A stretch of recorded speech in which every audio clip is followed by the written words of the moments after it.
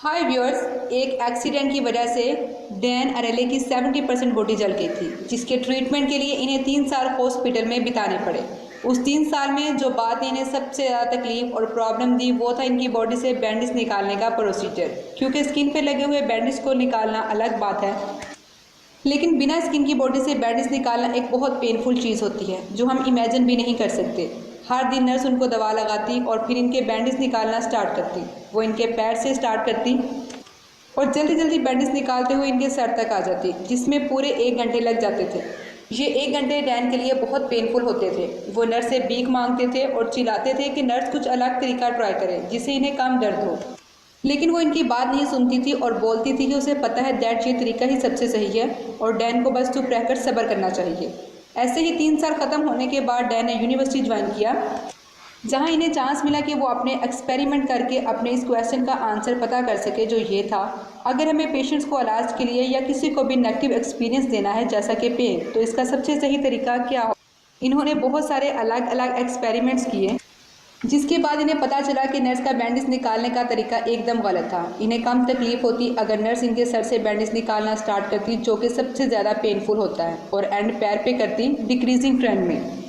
और अच्छा होता अगर वो स्लो बैंडेज निकालती ज़्यादा टाइम लेकर और इन्हें बीच में ब्रेक्स भी देती। अब ऐसा बिल्कुल नहीं था कि नर्सिस के नीयत ख़राब थी और वो जानबूझकर सबसे ख़राब तरीके से बैंडेज निकालना चाहती थी, बल्कि इसका रीज़न था इन नर्सिस के कुछ बैड डिसीजन। और यही बात डैन को बहुत परेशान करने वाली लगी, क्योंकि अगर नर्सिस इतने इंपॉर्टेंट काम के लिए अपने इतने साल के किए एक्सपीरियंस और नॉलेज होने के बाद भी ऐसे गलत डिसीजंस लेती रहती है, तो फिर और दूसरे प्रोफेशनल्स और हम नॉर्मल इंसान कितने गलत डिसीजंस लेते हों जिसके बारे में हमें पता भी नहीं होगा।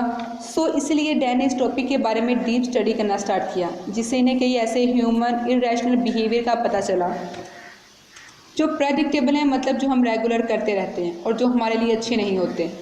आज मैं उनकी ही बुक से ली हुई कुछ इंटरेस्टिंग स्टडीज़ आपके साथ शेयर करूंगी, जिसे समझना हमारे लिए बहुत ज़्यादा हेल्पफुल होगा। So the truth about relativity. एक दिन डैन इंटरनेट पर सर्फिंग कर रहे थे। एक मैगजीन का ऐड देखा जो कुछ ऐसा था।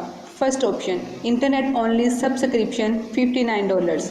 दूसरा option, print only subscription $125। Third option, print plus internet subscription $125। ये तीसरा ऑप्शन पढ़ने के बाद इन्हें लगा कि वो सेकंड ऑप्शन कितना यूजलेस है और मैगजीन वालों ने वो रखा भी क्यों है। कोई इतना स्टूपिड तो होगा नहीं जो सेकंड ऑप्शन चूज़ करेगा। बट इन्हें ये भी पता था कि एडवर्टाइजिंग वाले भी स्टूपिड नहीं हैं, जो इन्होंने बस ऐसे ही किया होगा। सो इसीलिए इन्होंने एक एक्सपेरिमेंट किया, जिसमें इन्होंने 100 स्टूडेंट्स को ये ऐड दिखाया और कोई एक ऑप्शन चूज़ करने बोला, जिसका रिजल्ट ये निकला कि 16 स्टूडेंट्स ने फर्स्ट ऑप्शन लिया, सेकंड ऑप्शन किसी एक ने भी नहीं लिया, जबकि थर्ड ऑप्शन 84 लोगों ने लिया। ये कुछ वैसा ही था जैसा ऑथर एक्सपेक्ट कर रहे थे। अब क्योंकि सेकंड ऑप्शन किसी ने चूज़ नहीं किया था, इसलिए इन्होंने एक और बार ये एक्सपेरिमेंट किया, लेकिन इस बार इन्होंने सेकंड ऑप्शन निकाल दिया, जिसके रिजल्ट्स कुछ ऐसे आए। इस बार 68 लोगों ने फर्स्ट ऑप्शन लिया और सेकंड ऑप्शन बस 32 लोगों ने लिया। अब इस अलग रिजल्ट्स का रीज़न क्या था? इसका रीज़न था उस सेकंड यूजलेस ऑप्शन का ना होना, जिसे इकोनॉमिक्स लॉ डिकॉय कहते हैं, जो हमें इस थर्ड ऑप्शन को ज़्यादा अट्रैक्टिव दिखाने में हेल्प करता है। हम इंसानों को चीज़ें कंपेयर करने की आदत होती है। हम अपने मार्क्स दूसरों के मार्क्स से कंपेयर करते हैं, अपना घर, अपनी सैलरी और ऑलमोस्ट हर चीज़ हम कंपेयर करते हैं। अब ये कंपेयर करना कभी कभी सही भी होता है, पर बहुत बार इससे हम गलत डिसीजंस भी ले लेते हैं। इसका एक विजुअल एग्जाम्पल दूँ तो अगर मैं पूछूं इन दोनों ऑरेंज सर्कल में से कौन से वाला ज़्यादा बड़ा लग रहा है और कौन सा छोटा, तो कोई भी नॉर्मल इंसान को लेफ़्ट साइड वाला सर्कल ही बड़ा लगेगा और राइट साइड वाला छोटा, जबकि एक्चुअल में इन दोनों ऑरेंज सर्कल्स की साइज़ एकदम सेम है, लेकिन हमें ऐसा लगता है क्योंकि इसके बाजू के जो सर्कल्स हैं कंपैरिजन में छोटे हैं। अब वापस उस ऐड पे आते हैं। एक नॉर्मल इंसान को ये नहीं पता होता कि मैगज़ीन का प्राइस कितना होना चाहिए, तो जब वो फर्स्ट ऑप्शन देखता है तो उसे वो ठीक लगता है, फिर जब वो सेकंड ऑप्शन देखता है तो उसे वो एक्सपेंसिव लगता है, लेकिन फिर जब वो थर्ड ऑप्शन देखता है तो इन्हें वो सेकंड ऑप्शन के कंपैरिजन में बहुत ज़्यादा सस्ता लगता है, जिसकी वजह से ज़्यादातर लोग वो थर्ड ऑप्शन ही चूज़ कर लेते हैं, जबकि इनका काम फर्स्ट ऑप्शन से भी हो सकता है। Problem of procrastination. एक एक्सपेरिमेंट में डैन अपनी यूनिवर्सिटी के स्टूडेंट्स को 3 असाइनमेंट्स देते हैं, जिसको अगर वो टाइम पर सबमिट करेंगे तो इन्हें फुल मार्क्स मिलेंगे, जिससे इनके फाइनल ग्रेड्स भी अच्छे आएंगे। पर अगर वो इसमें लेट करेंगे तो फिर डैन इनके मार्क्स कट करते जाएंगे, जिससे इनके फाइनल ग्रेड्स भी कम होंगे। वो ऐसे असाइनमेंट्स 3 अलग अलग क्लास को देते हैं, क्लास ए, क्लास बी और क्लास सी, जिसमें से क्लास ए के स्टूडेंट्स को वो अपने आप से कोई भी 3 डेडलाइन सेलेक्ट करने को बोलते हैं। क्लास बी को वो कोई भी डेडलाइन नहीं देते और सेमेस्टर के आखिरी लेक्चर में तीनों असाइनमेंट सबमिट करने को बोलते हैं। और लास्ट में क्लास सी को डैन खुद से 3 डेडलाइंस देते हैं। अब इसका आउटकम कुछ ऐसा निकलता है कि तीनों क्लास में से क्लास सी के स्टूडेंट सबसे टाइम पे सबमिशन करते हैं, जिससे इन्हें सबसे अच्छे ग्रेड्स भी मिलते हैं। और फिर क्लास ए के स्टूडेंट्स को और सबसे ख़राब और लेट इसमें क्लास बी के स्टूडेंट्स करते हैं, जिन्हें कोई भी डेडलाइन नहीं दी होती।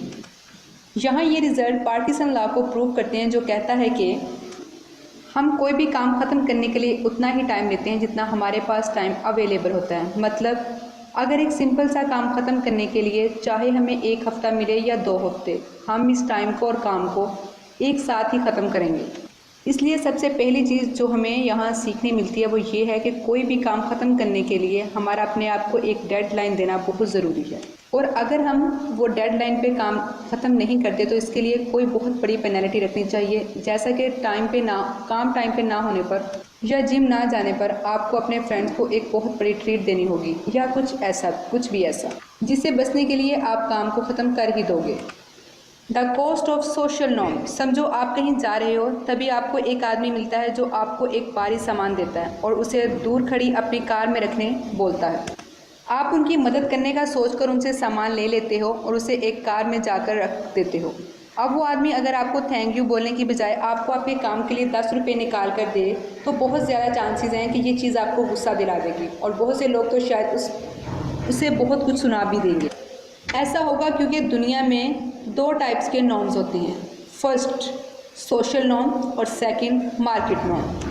सोशल नॉर्म मतलब वो चीज़ें जो हम इंसानियत के हिसाब से करते हैं, मतलब जिसके बदले में हम पैसे या रिटर्न में फेवर नहीं चाहते। दूसरी तरफ मार्केट नॉर्म वो होते हैं जिससे हम चीज़ें मार्केट के हिसाब से पैसे लेके या रिटर्न में कुछ फ़ायदा मिलने के लिए करते हैं। ये दोनों एकदम अलग अलग चीज़ें हैं जिसे ऑथर कहते हैं कि हमें कभी भी मिक्स नहीं करना चाहिए, जैसा वो आदमी 10 रुपये देकर कर रहा था। अब ये बात बहुत ज़्यादा इम्पोर्टेंट है और इसके प्रैक्टिकल यूज़ भी बहुत होते हैं। जैसा कि एक एक्सपेरिमेंट में ऑथर ने कुछ लॉयर्स को मार्केट में मिलने वाले पैसों से कम पैसों में गरीब लोगों के लिए केस लड़ने के लिए कहा, तब ऑलमोस्ट सब ने उन्हें मना कर दिया। जिसके बाद फिर इन्होंने कुछ लॉयर्स को फ्री में केस लड़ने के लिए कहा, बस लोगों का भला करने के लिए, चैरिटी समझ के। तब सरप्राइजिंगली ऑलमोस्ट सब ने उन्हें हाँ बोला। सो डू इंक्लूड, अगर आपको किसी से कुछ काम कराना है तो आपको या तो इन्हें मार्केट के हिसाब से पैसे दे के काम कराना चाहिए, या तो आपको बस सोशल नॉर्म का यूज़ करना चाहिए। लेकिन कभी भी दोनों को मिक्स नहीं करना चाहिए, वरना आपको अच्छे आउटकम्स नहीं मिलेंगे। और एक और बात याद रखोगे, सोशल नॉर्म बहुत बार मार्केट नॉर्म से पावरफुल होते हैं। ये इंटरेस्टिंग बातें मैंने आपको प्रेडिक्टेबल इरेशनैलिटी बाय डैन अरेले से बताई हैं।